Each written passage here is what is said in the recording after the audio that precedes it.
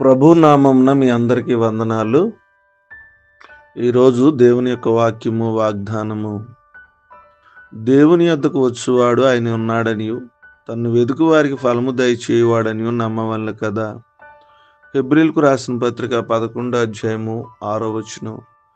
ప్రియమైనటువంటి దేవుని బిడ్డలారా, దేవుని యొక్క వాక్యము చాలా స్పష్టంగా మనకు తెలియజేస్తుంది. మన జీవితంలో ప్రియమైన వారలారా, దేవుని యొద్దకు మనం వెళుతున్నప్పుడు, ఆయన వెతుకుతూ ఉన్నప్పుడు ఖచ్చితంగా ఫలము దయచేస్తాడని మనం నమ్మాలి కదా అని వాక్యం సెలవిస్తుంది.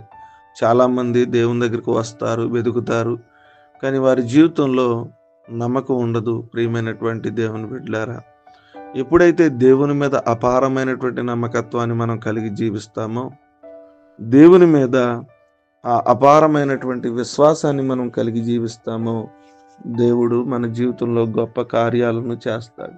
ఈరోజు నా జీవితంలో దేవుడు గొప్ప కార్యాలు చేయాలని వాక్యం సెలవిస్తుంది. దేవుడు ఖచ్చితంగా ఫలము దయచేస్తాడని మనకు తెలియజేస్తా ఉన్నాడు. ఈరోజు ఏ ఫలం కోసం నువ్వు ఆశిస్తున్నావో, ఏ యొక్క ఫలభరితమైనటువంటి జీవితం కోసం నువ్వు ఆశిస్తున్నావో, దేవుడు దయచేస్తాడని నమ్మి పొందుకుని ఉందాం. అట్టి నమ్మకత్వం దేవుడు మనందరికీ అనుగ్రహించునుగాక. ఆమేన్. ప్రార్థన చేసుకుందాం, తల్ల వంచుకుందాం. మహోన్నతమైనటువంటి దైవమా, కృప కలిగినటువంటి దేవా, మీకు స్తోత్రాలు. రాత్రంతా కాచి కాపాడారు. శ్రేష్టమైనటువంటి మరొక దినాన్ని మీరు అనుగ్రహించినందుకు మీ స్తోత్రాలు, వందనాలు తెలియజేస్తున్నాం. వేకుని లేచి మిమ్మల్ని ఆరాధించగలిగాం, మిమ్మల్ని మహింపరచగలిగాం ప్రభా. అందుని బట్టి మీ స్తోత్రాలు. ఈ దినమంతా కూడా మీ కృపా కటాక్షం దయచేయండి.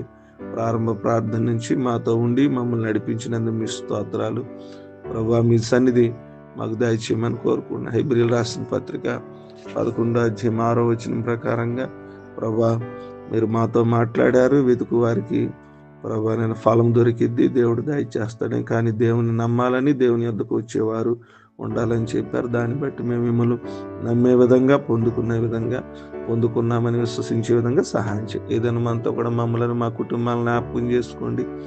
మా అవసరాన్ని తీర్చండి. మీ సహాయం మాకు అందించండి. మీ మహాకృప చేత మమ్మల్ని బలపరచమని ప్రార్థన, విజ్ఞాపన చేస్తున్నాం. అయినా మరి ఈ దినమంతా కూడా మీ కృప చూపించమని వేడుకుంటూ ఉన్నాం. మమ్మలను, మా కుటుంబాలను పేరు పేరున మీ చేతులకు అప్పగిస్తున్నాం. మీ సన్నిధి మాకు దయచేయమని అడుగుతున్నాం. వాదనాలు, పుట్టినరోజులు, అనారోగ్యాలు, ఆర్థిక సమస్యలు, ప్రతి వారం మీ చేతులకు అప్పగిస్తున్నాడు. మీరే కృప చూపించి ఈ దినమంతా దీవులతో నింపి సమాధానాలతోనూ, నెమ్మదితోనూ